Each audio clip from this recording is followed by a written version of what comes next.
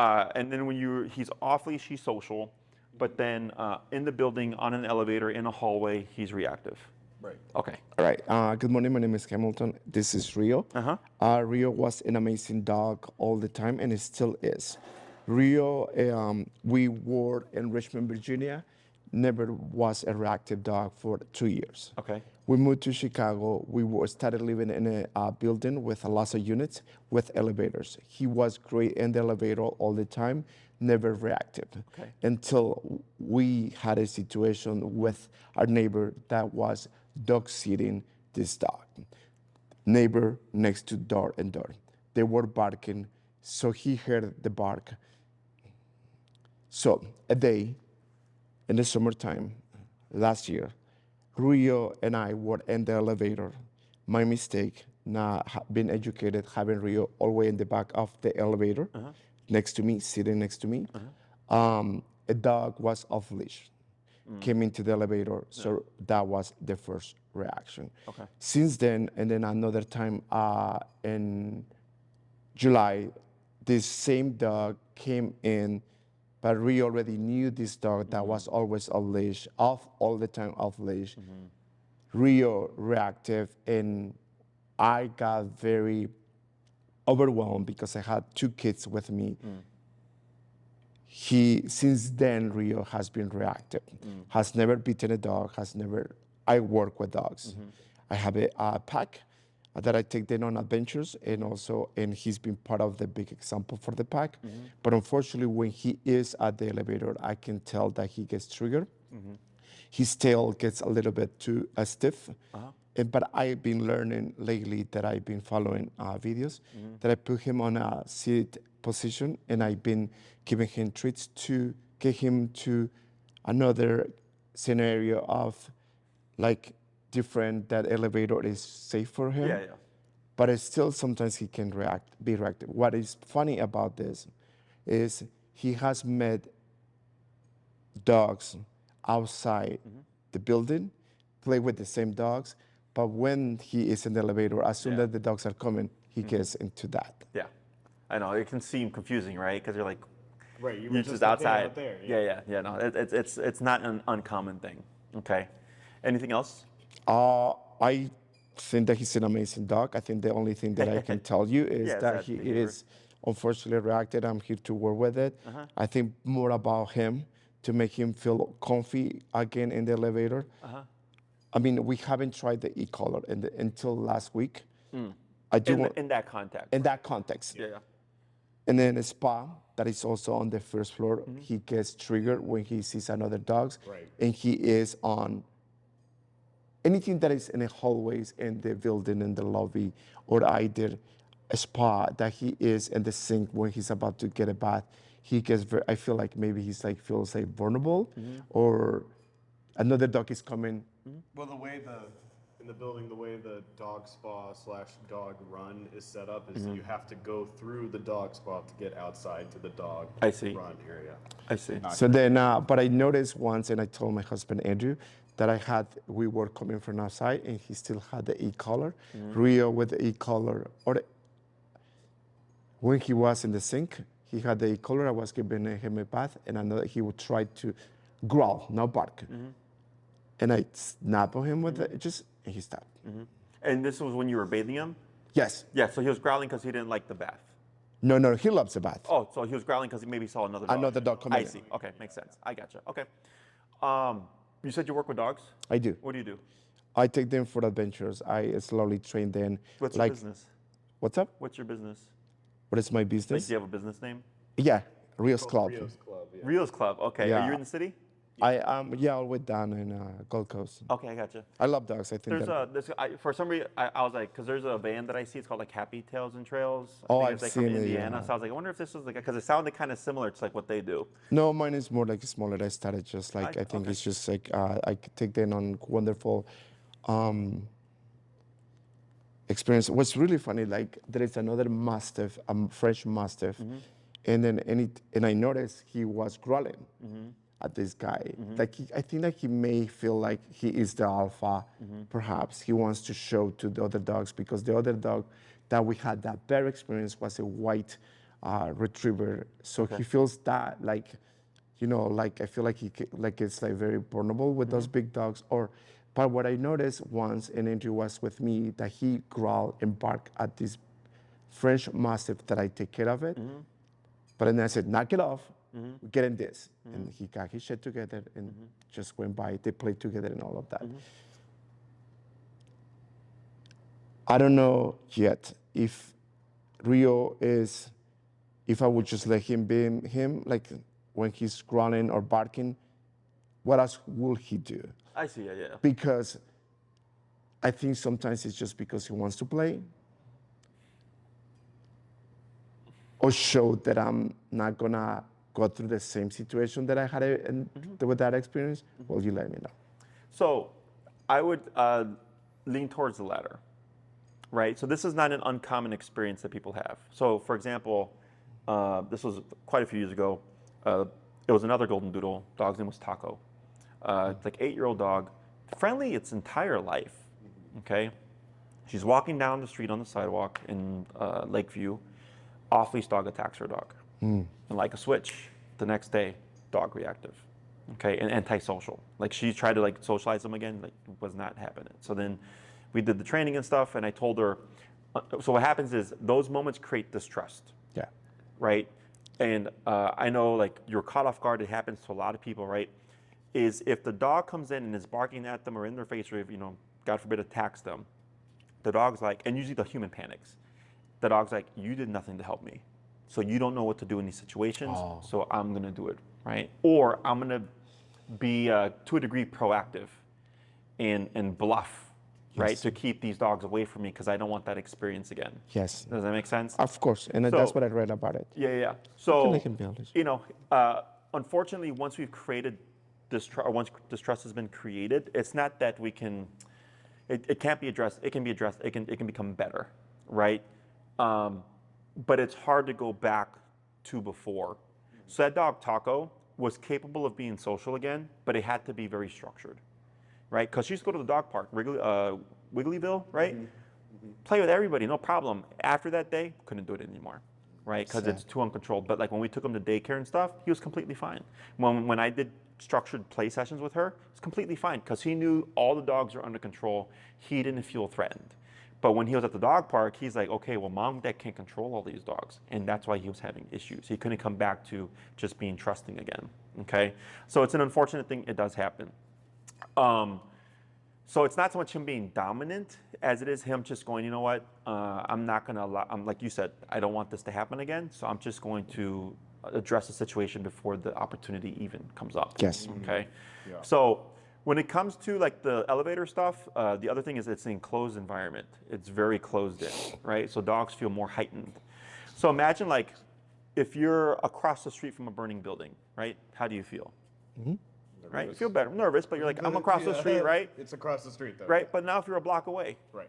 right? Or if like you're right next to it, you see what I'm saying? You see how your stress levels change according to your distance to it, right?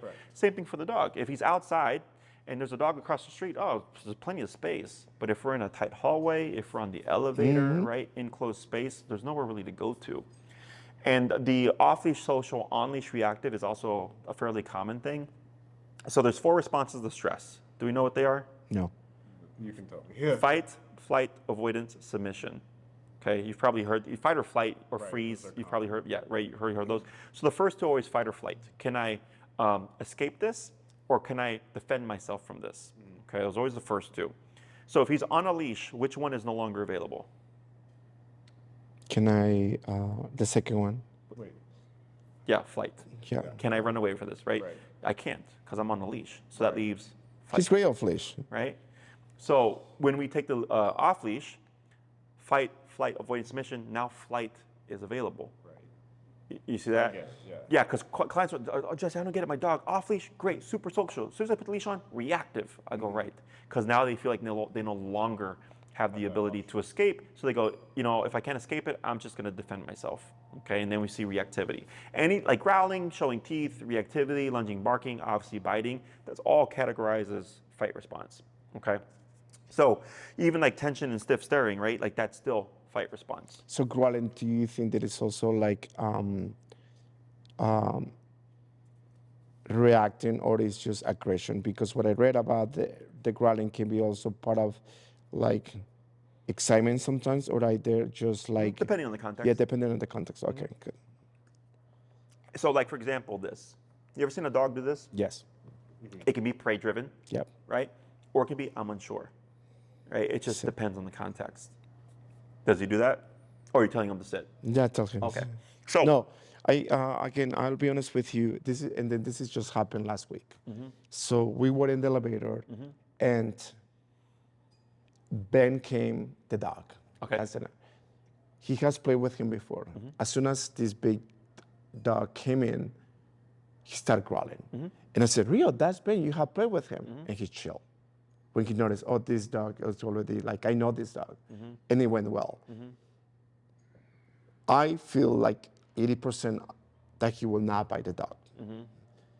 But I'm more concerned about what people, about the whole show, the whole trauma that it creates in the elevator when this guy is in. the embarrassment kind The of. whole thing is all about it.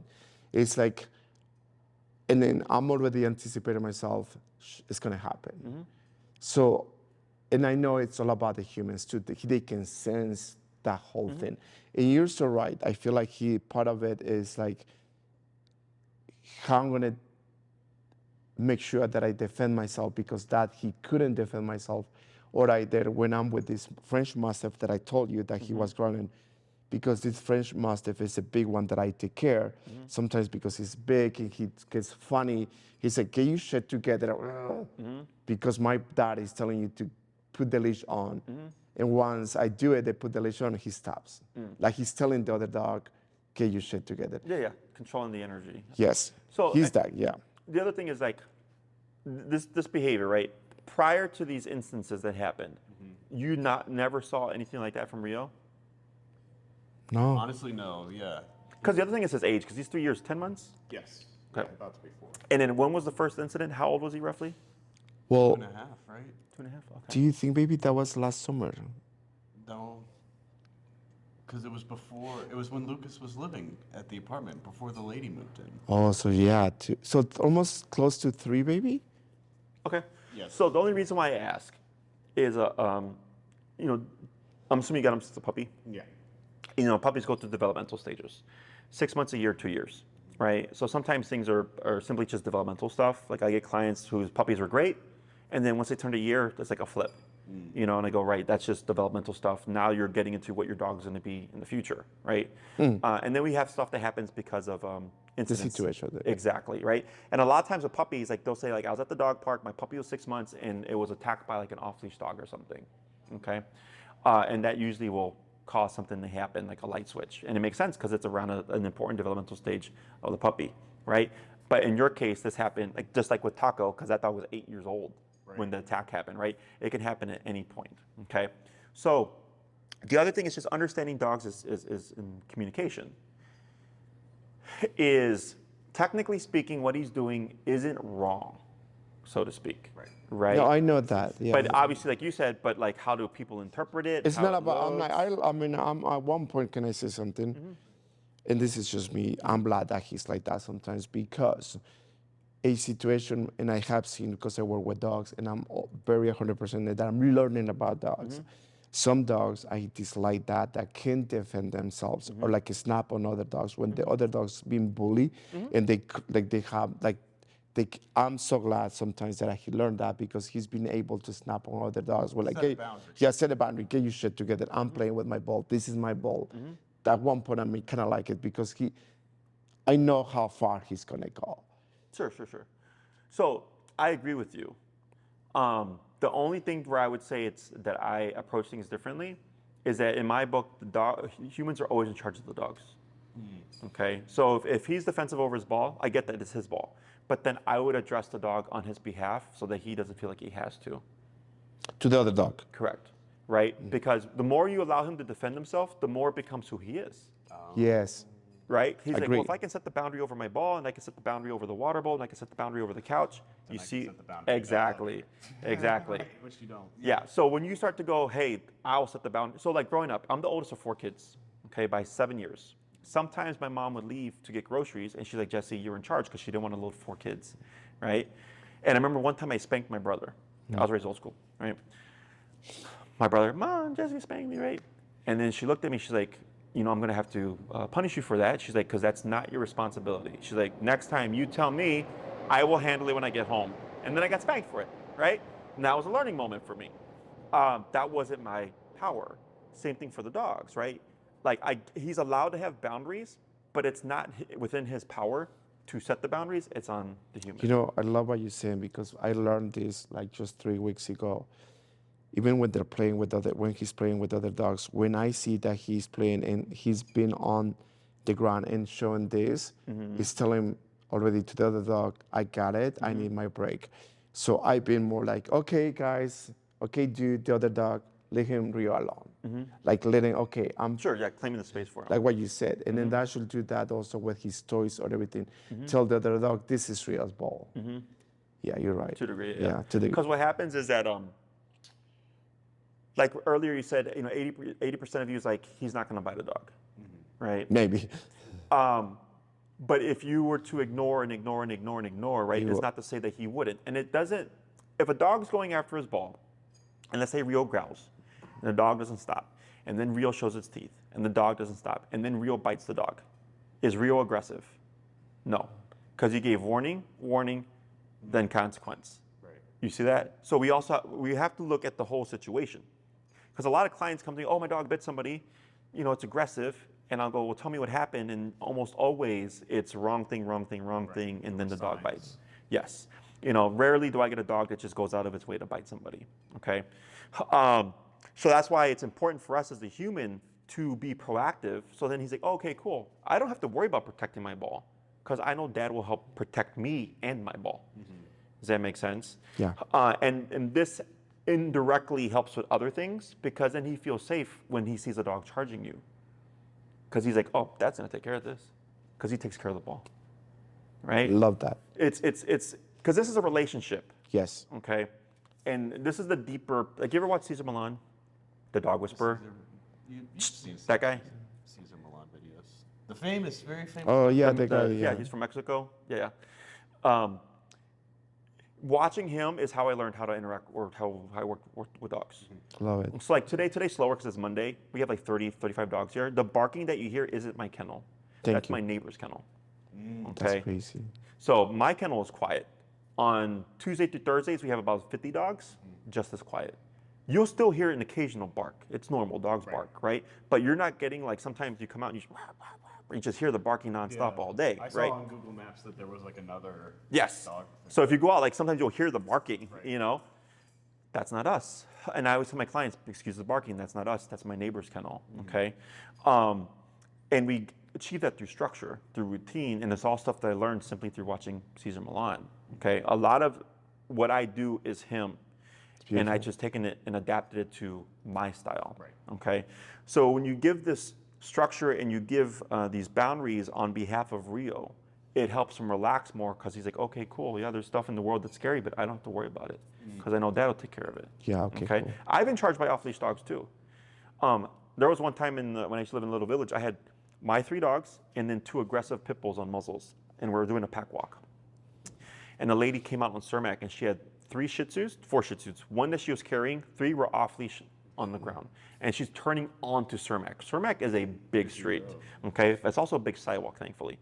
And sure enough, she turns around the corner, and then one Shih Tzu just does this and starts barking and charging towards me. And without blinking an eye, as I'm walking, just give the dog a kick to the chest, right? Dog jumped back a couple of feet because it was surprised, and I continued walking, okay? Nobody became reactive. And I had 2 dog aggressive pit bulls with me. So that has happened to us before, where like I remember with a retriever. The retriever's walking this way, and we were walking this way. He does fine, and then all of a sudden he'll like, right when the dog is like kind of passing us, he'll kind of start to go, like try to like, and get not react. Well, I guess it is technically reactive. So I think early on we tried like stopping and like having him calm down, but is the right thing to do just to keep walking, keep moving? No, so like when working with reactivity, he has to learn to see dogs stationary. If you go online, you'll probably see stuff that says like, don't make your dog sit if they're reactive, right? Just keep going. Just keep going. The reason why we make dogs sit is because he has to be corrected for the behavior in order to learn that it's wrong. So we have to force the behavior, right? So if you make him sit when a trigger is passing, yes, it's technically harder for Rio because he's like, okay, I'm here and the stressor is coming, right? But it's easier for the human to control the dog in the situation. Okay. So in order for him to learn that he's doing something wrong, he technically has to be thinking about it and or doing it when the correction happens. So far what we have spoken, what is your what do you think that it will that we can? Do you think that is a solution to work with Rio with this? So with the e-collar, what did you do with it? Well, we just started. I think that if again, I'm in the elevator and you're so right. So come, hey buddy, Rio, come. Well, I just want to say really quickly, we got the e-collar first so A long time ago. so that when we have him off leash in the park and he like picks up, My gloves. yeah, he like He was destroyed, showing my destroyed when he it was a one baby. day. So I always believe in e-collars. I think they're such a great tool. I really don't use them We unless. mainly use the vibration see. function. So what I've been doing, I think maybe I've been doing something wrong, is just I get into the elevator in the last 9 days with treats and I distract him with treats Correct. the whole elevator until we get to the first floor. And then once the elevator opens, I say, good job, Rio. And I give him his treat. And then we keep going. Once we go through the lobby, I say, good job, Rio. So the e-collar is, if he will react, I think it's when I'm gonna use the e-collar. If he growls, is when I'm gonna say off. And I'm just gonna press it. That will be, maybe. Have you done any obedience with the e-collar? What do you mean? Like, did you teach him sit with e-collar? Did you teach him come or teach him how to heel with e-collar? No. It's 'Cause just he- been for the behavior. It's just no. Okay. It's just mostly the e-collar I have used it for drop it, like Okay. leave it for the glove, Okay. or recall. He's great on leash, like he's great on heel. He's great on sit. He's like even with the regular collar, he just can. I said sit, and he just. I'm just gonna be honest with you. Not that I'm putting him like that, but he's such a great dog. Like. He can be, like yesterday, I'm gonna give you an example. We were with lots of dogs at the beach. We live in the Gold Coast.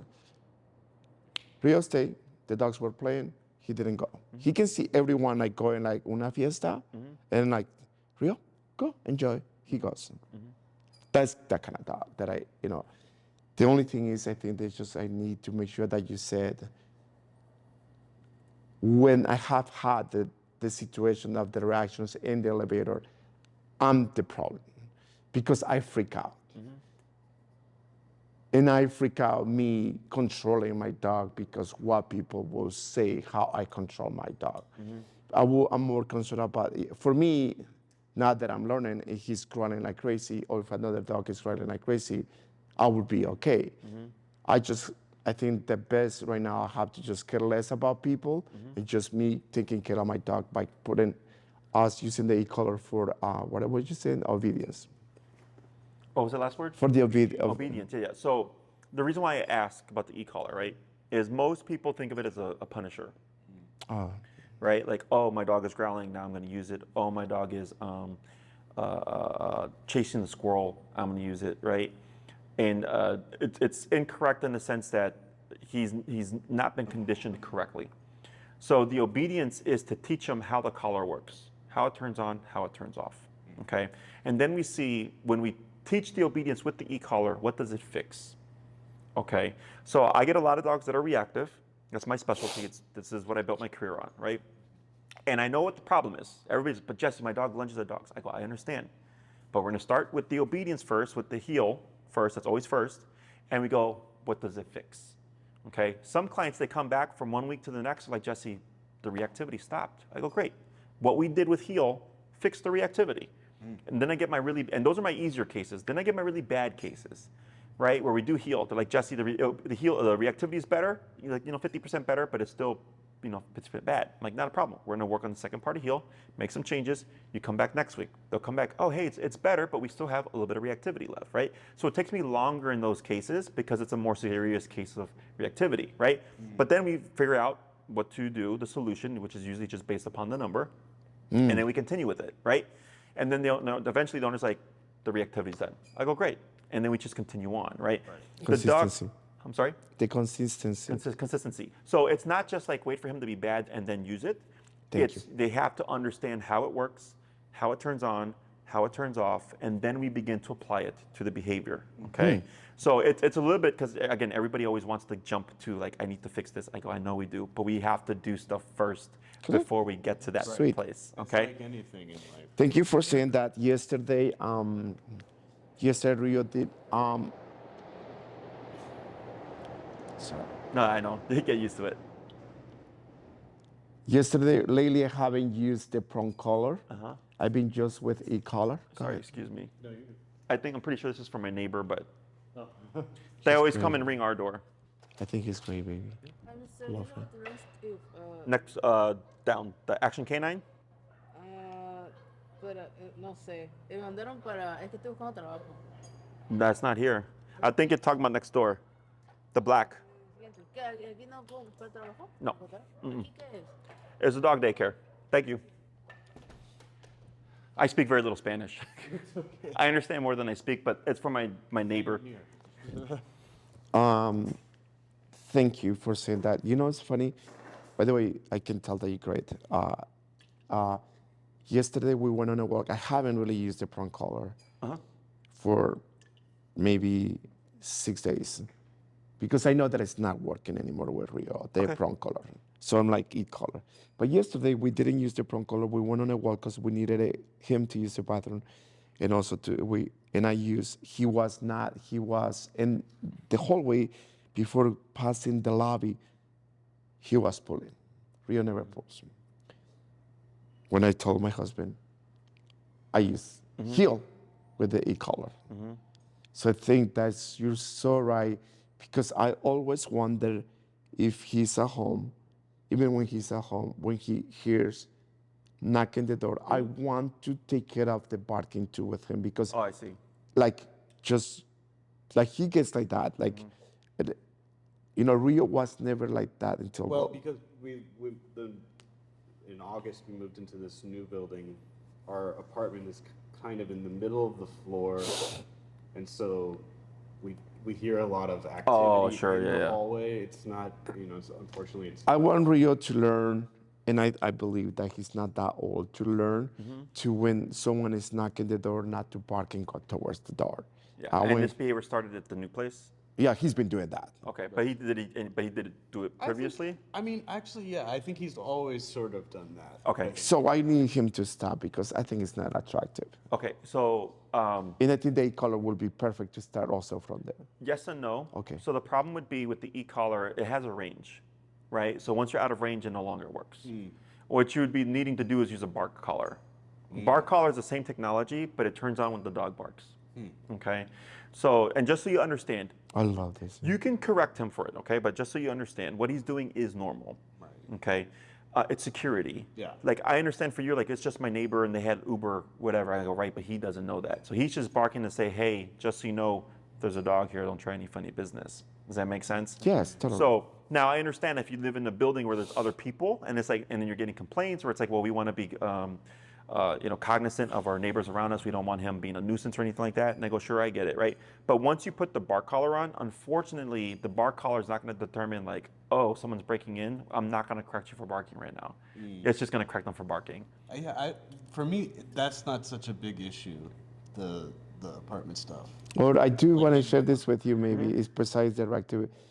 I want him to, how could I teach Rio to when, I don't want him to go and greet humans. I want him to have a stay command until I let him be to have a break to go and greet the people Is this when you're walking on a leash, or is this like at the park or at something? home. Oh, at home. Oh, okay. Like when people enter the door and Yeah. stuff. Yeah. So the easiest way, there's two ways to approach it technically. Like you could use place where the dog goes to their bed, right? But if he's really excited to meet the person, then they'll break off of place because they want to say hi, right? This guy. But that's where we would use the e-collar to correct that behavior, right? But he would have to know place first. So what they were learning, right? The couple that was here, you walked in and Rome did come off. She told me. I didn't see him, but she said he came off. She corrected him and he went back on the bed. So now what he learned in that moment was, okay, I'm here. A distraction came in. It doesn't mean that I can just come off, right? That's what the correction communicates to him. But we'd have to practice that, and then, you practice it with your friends and your family and stuff like that, and then he learns. You know what's funny? That when I was getting out from the car, I already was like a little bit anxious. I'm like, I heard dogs barking, how he's gonna react. And I saw this big dog, even though I'm sure he's friendly, how Rio's gonna react because Becky did good, as you could tell. So it's not All the time. all the time. Yeah. No, it's selective. Yes. Yeah, I get you. It's all, I've seen way worse. Trust me. When I tell clients about my other dogs, they're like, "Oh my God, I like that." I feel bad saying this, but like, I'm so glad that's not my dog. But they show up thinking their dog is the worst, and then when I go, "No, this is what I'm dealing with right now," they're like, "Oh wow, like that's not even close to what I'm dealing with." I'm like, "Right." So like, trust me, like it's easy. Okay, so the first thing that I do with every case, okay, including Rio, is I know you said that his obedience is good, okay, but we have to teach it with the e-collar. Right? So I see you're doing food, positive reinforcement, that's all perfectly fine. So he knows stuff with food, right? So like clients will confuse like, well, my dog already knows how to lay down. I taught it to them. I'm like, right, but they don't know how to lay down with the e-collar. Okay? So like what'll happen is they'll say down, the dog doesn't do it. They'll use the e-collar and then the dog will freak out because they don't know what to do. Right. We have to reteach the down with the e-collar so that if they break and I remote them, like with Rome, he jumped back on place, but I had just taught him how to do that. Okay, that was the whole intention of that lesson. And I told him now going forward, if he comes off when you correct him, he now knows what to do. Okay, so same thing with every command: sit, stay, down, come, place, heel. Those are the ones that I teach if the owner wants. Love it. There's a ton of other stuff that we can teach, but those 6 have to be functional. Yes. Okay, fetch, bring me a beer, roll over. I don't care about exactly. I don't care about that. That's stuff. what I tell my clients too. Like you say, teach your dogs to heel, to recall, and reactivity. All of that is just very important. Yes. Like we, like as a humans, right, had to brush our teeth. All that kind of every day we have like 5 things to do that are very important. Yes. Drink water is one of them. Yes. Right. Yeah. Same thing for dogs. Yeah. I tell everybody, use your obedience every day, at least once a day. Yes. And it'll keep it functional. Because what most people do is they do the training, and then they'll stop. Let it go. And then one day they're like, I hope it works, right? I'm like, no, like That's you not have it. to use it every day, regularly, at least once, in order to keep it They're functional. like babies. Yeah, to a degree. Like he has a learning capacity of a 2 to 3 year old child. Yes. Okay, and that's where they cap off at. So just as a reminder, right? Because clients always go, well, when does a dog learn to be a good dog? Right? And I go, well, your dog will be a good dog because of you doing a good job. Thank you. Right? You have to tell them, like our son right now is like 20 months. We're constantly telling him over and over again what to do. Right? Because we're patterning behaviors, and eventually he'll be a 3 to 4 year old, and then he'll get up and he'll brush his teeth without fussing and all that stuff. Right? Same thing with dogs. And that's why it's important for like me, like he's really on top of everything, but I also I told my husband, it's just, consistent, right? we need to be on Consistency, the same page, like parents, right? When we talk to the kids, like our kid will be here, we have to be on the same page with the same vocabulary, with the same sense to the dog, because it's just good for him. Yes. Otherwise, it's confusing. Oh gosh, And mixed yes. messages. For Yes, sure, and it's 100%. gonna be, yes. Yeah. And I tell this because I work with families where it'll be like the parents and like the kids, and then sometimes the kids don't like the training, And I'll tell the owners, as long as you guys are on the same page, like I get it with the kids, but then just don't allow the kids to do anything with the dog that is obedience related, right? They can play with the dog, they can do all the fun stuff, right?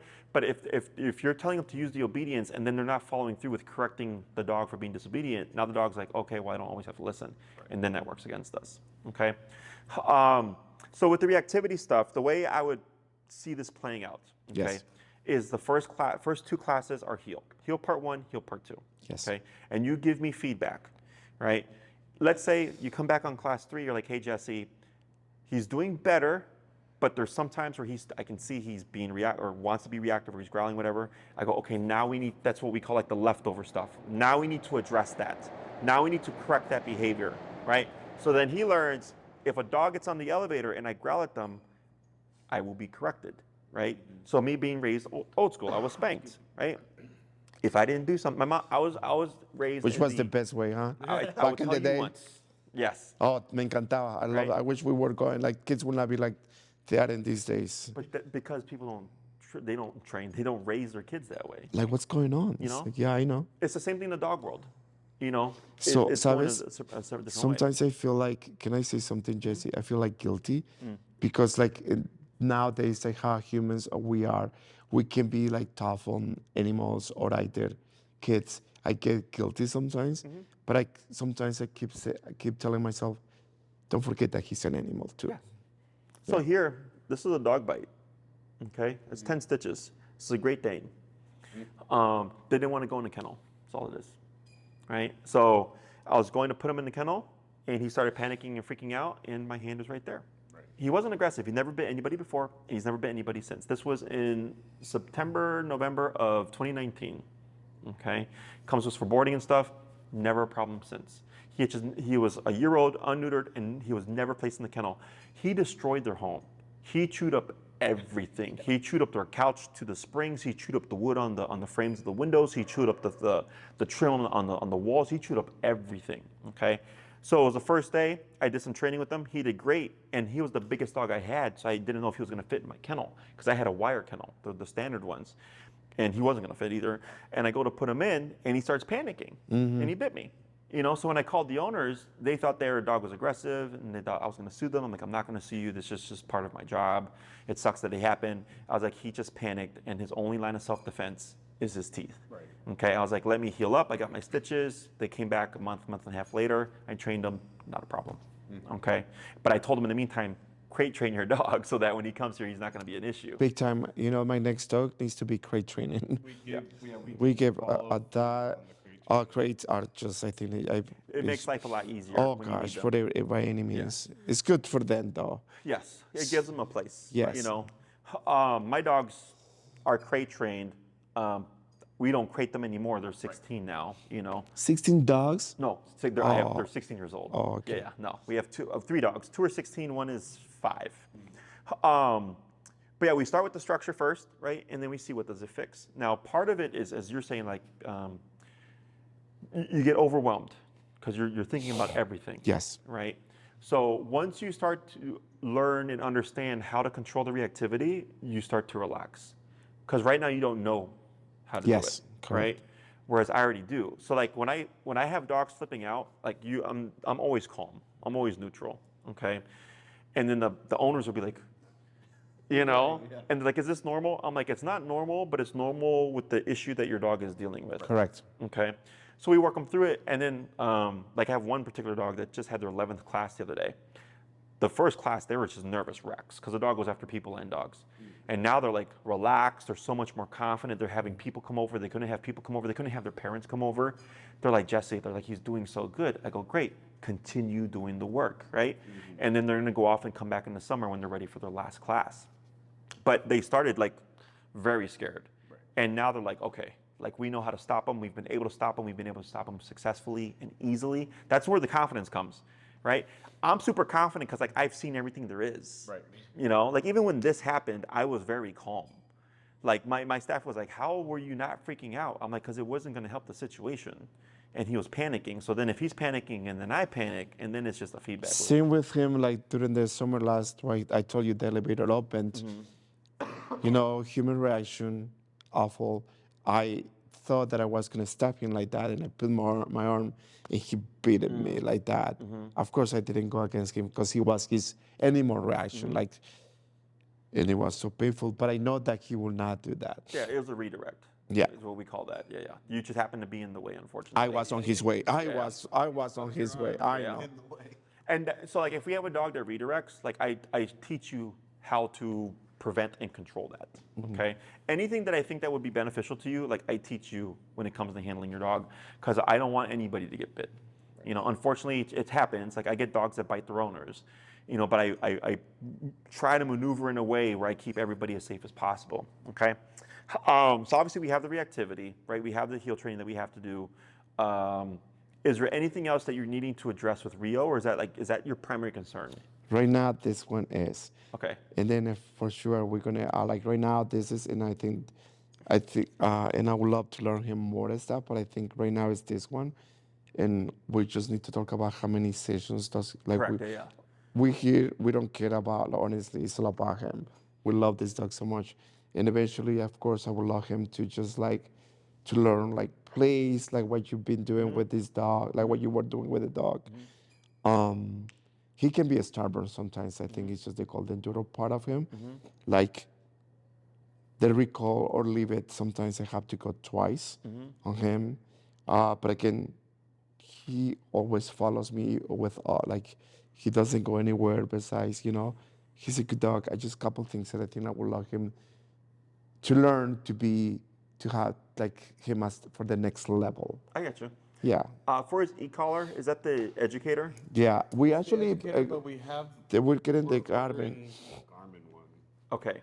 But we Let me can- see your remote here. He's always on the 14. Yeah. So how does he respond to 14?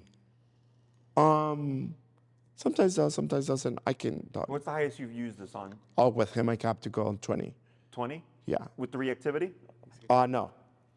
Have you, when you growled that one time, do you remember what you? Nothing because I didn't have the. Oh, with that, on that time was at the sink. Remember I told Yeah, you it was 16. I don't go anything besides 16 or the highest I have done it is 20, but nothing than that. Okay. So I would return to Garmin. Okay. Okay. Garmin's not, in my opinion, a good brand. It's good for like simpler stuff like sport dog training, but it's not good in the sense that it's more difficult to use. We want to keep or whatever. The thing is with the Garmin is just because he goes far, so Wanted to for the GPS. GPS situation. It's I just, see. Yeah. I mean, it's up to you. What would you recommend? So, because let me this look one into that for doesn't you. take that far. It's half mile range. Yeah. So the brand that I use is Dogtra. Okay. To me, it's the best brand. DOGTRA. Yes, dog and then TRA, Yeah. correct. I can look online because I feel like they have something with the GPS on it to look into the output. Output is how strong is the collar. Okay. He is 60, 70 pounds? 70 pounds. Okay. This e-collar is meant for a 35-pound dog and under. No Okay. wonder. So now it doesn't mean it can't be successful in addressing him, right? It depends on the sensitivity level. That's why I was asking, what's the highest you've used it on, right? But when he's like, and I'm talking like my clients, what if he cries? It makes me sad sometimes. Yeah, and that happens sometimes, right? So, but the goal is that I don't want the dog to do that, right? So the way I phrase it is, I'm as low as possible, but as high as needed. Okay. Most trainers, that's what's called low-level e-collar training. When you're at like a 3 to 5, it's really low. I get like one dog a year maybe that will be receptive to 3 to 5. Most dogs fall between 25 to 35 if they're on the correct model. Right. Okay. I have a dachshund. She's cute. Okay. She's like 12 pounds, and she's on the appropriate collar for her. It's like kind of like that one, but the Dogtra version.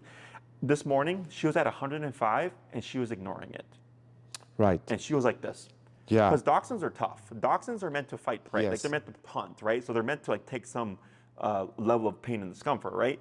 So when she becomes obstinate, when she goes in the mode of I don't want to do this, her number is all the way up there. But when she's being very compliant, her number is 20, 25. Right. Okay. And I told the owner, I said, there's a possibility that she might need a stronger collar.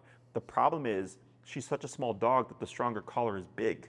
Right. So now it's this big thing. So I have to figure that out, right? But that's stuff that people don't think about, okay? Garmin's aren't also that strong of a collar.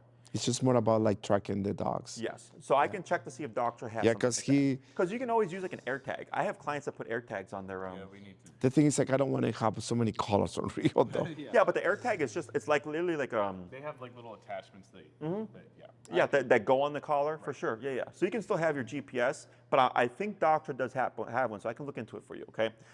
So Too, I'm sure. the issue would be, let's say he's being reactive and we're trying to use that collar and he's in a high intensity situation. Because remember, if we're in an enclosed elevator and that dog just ran in, that's a high intensity situation. Is that 100 on that may not even do anything. Yes, that happens. So that's why I tell clients we need to have the appropriate collar, because then I don't have to really worry about is the dog gonna, we call it override, is the dog gonna override the collar, because it does happen. So like I've had 5, 6 dogs in 16 years of training dogs that needed 2 e-collars. Okay, they had 1 remote to 2 e-collars. Wow. Almost all of them were like 140, 150 pound dogs. Okay, aggressive Rottweiler. One was called a bully. It was like a bully. It was a new kind of breed. They look like a pit bull, but like 150 pounds. Bigger. Yes. Crazy, huh? So the size and then the stress and then the emotion, the aggression can just block out the collar. So we need 2 to be able to get through everything. Okay. Again, it's very rare. 5, 6 dogs in 16 years, right? Most dogs are fine with 1. So the one that I would recommend for him is meant for a 70-pound dog and over.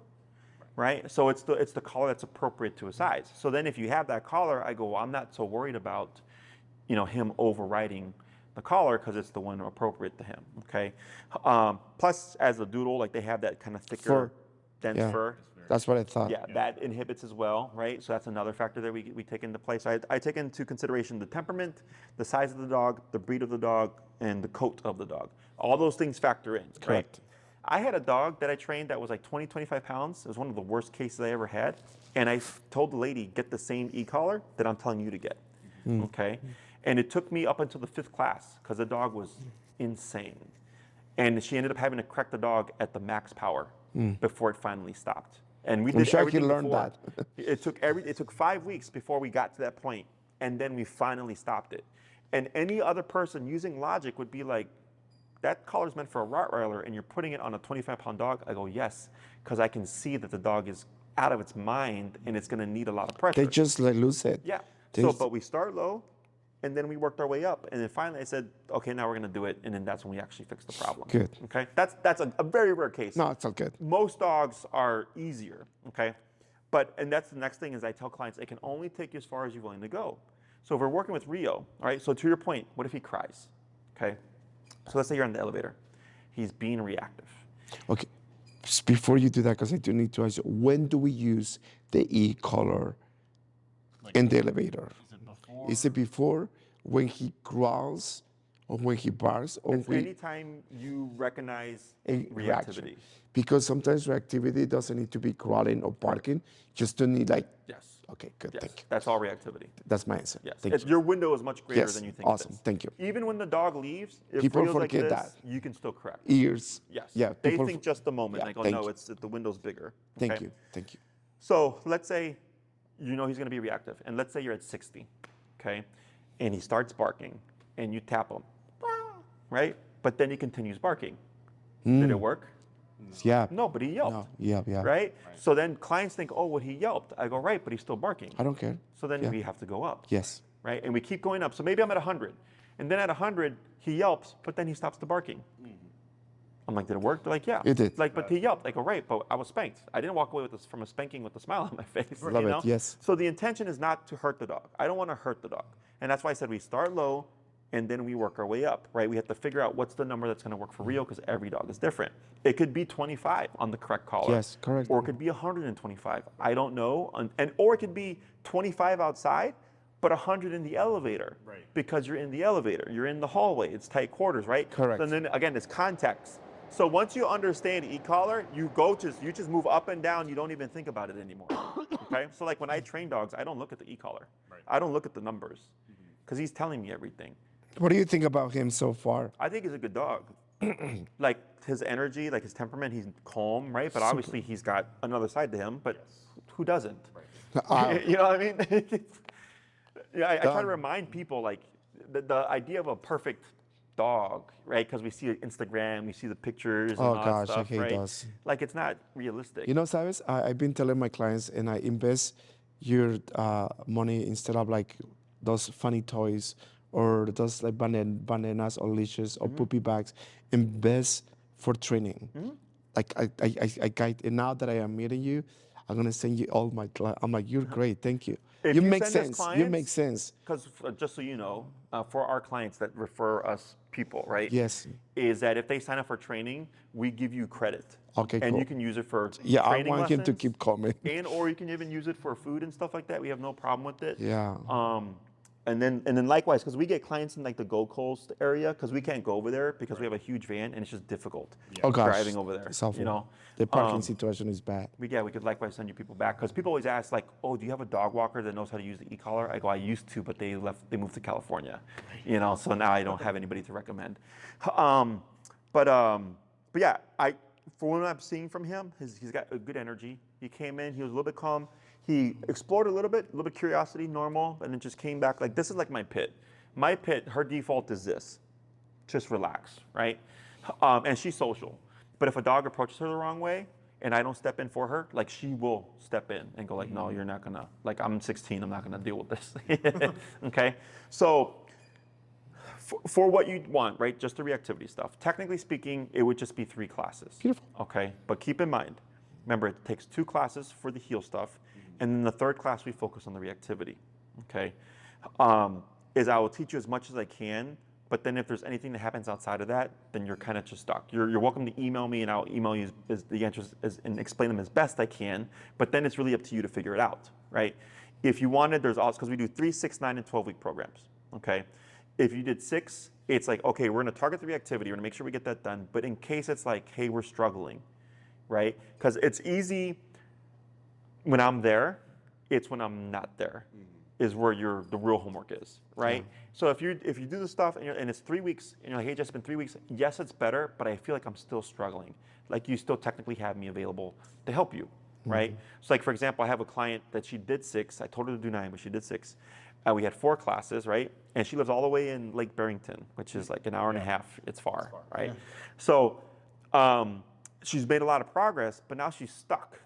You know, I was like, because of the trip in there, like the back and forth and everything. So I told her, I was like, just wait till the summertime when we'll be at Oz Park and we're just gonna be flooded with dogs. And I was like, and then I'll help you get the remainder of the stuff done, okay? So same thing here. It's like, let's say we're doing stuff and you're like, it feels like it's not working. It's not that it's not gonna work. It's that you just need more help to get to where you wanna be, okay? You can do either or, but keep in mind, if you do 3 and then purchase another 3, it's more expensive. Right. If you commit to 6 up front, it's cheaper. Oh yeah. Sure. You know, with any program. Can I ask you something? Yeah. Why is it that those dogs they behave different? Like for instance, if I will leave you Rio right now in the elevator, Oh, like with me instead of you? he will not. Yeah, Because you give him something to protect. You're his family. He wants to protect you. Yeah. my baby. You're a pack. You're a unit. That's why I said like he has to feel like you're gonna protect him. You know. Oh, So like my wife's dog. That's how we met. I trained her dog. Her dog is reactive. Her dog is scared of the world. She couldn't even get her out of her car. Okay, and now she runs off leash. She chases squirrels. She's a very confident dog. she's a dog. Yes.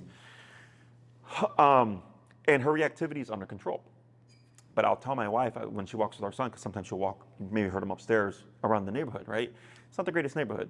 So I told her, take Luna with you. Because I know if somebody tries something, I know Luna's gonna do something. You know, Luna is confident when she's with her and she doesn't feel the need to protect, right? But if somebody were to be threatening, I guarantee you Luna's gonna do something. And that's why I tell my wife, take her with you, okay? Because I also look at the behavior. I go, yes, we don't want it in context where a person is minding their business, or it's a person walking their dog, or it's a person pushing a stroller, right? Absolutely. But there's benefit to it still. I know. You know what I mean? Like, I don't see it that way though, but yes. Yeah. But once you have control though, that's the difference. That's the difference. Yes. Like when I see clients and they have a dog that's, you know, a little crazy, I go, I know you don't like it right now, but once we get under control, it like you're gonna feel work to your good. advantage, yeah. Exactly. I know. Okay. Great. Dogs for me are the biggest, the best form of security. Even the presence of a dog is security. Yes. Okay. Especially if you have like a bully type breed, you know. And even though he's a golden doodle, most people, oh, golden doodle, right? No, there's still a lot of assholes. They're still they're still a Jerk. dog. 'Cause I the know. person I doesn't know. I know. That's what I said. Dogs are dogs, and even the cutest face, it will. Yeah. They're animals. Every dog has teeth. Right? Yes. Every dog can bite. If they got a Yes. mouth, they can bite. Is what I tell They're everybody. coming from back in the day, like wolves. Yes. So once you start to treat them as dog, and then see things, that's what my company name, Canine Perspective, right? Is because I teach my clients to see the world the way their dogs do, to help them understand better.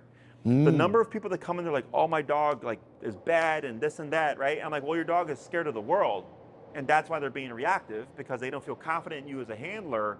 And somebody has to be in charge, and the dog's not built to be in charge, and now they're going, well, I'm going to be reactive to keep all these potential threats away, right? And then they're like, oh, I never thought about it that way. I'm like, right. I'm like, but now how do you feel about your dog? They're like, well, now I feel kind of bad. I'm like, well, I don't want you to feel bad, but now you understand your dog's not an asshole, right? Child's like, trust me, I've dealt with asshole dogs. Yeah. They're different. I think it's a different education and information that we all pet owners have. Like, for instance, we like petting all the dogs that we have our own dog, and sometimes we overwhelm our own dogs, sometimes too much by having like I used to be a person, like I used to be with him, and I used to see other dogs on the sidewalk and going to pet the other dogs with him. Sometimes maybe he doesn't want that. Oh, I see. Yeah, the interaction. Yeah. No. Well, think of it as humans, right? When you're walking on just on a regular day, like how many people do you talk to? Right. But people expect their dogs to say hi to everybody. Yes. Well, that's not realistic. No, it's not. I like to take things and then just apply it to the human context. And then it helps people. It's just like, oh, wow, that makes complete sense. I'm like, yeah. Just like there's some people that are very bubbly. They're very sociable, right? And there's other people that are reserved.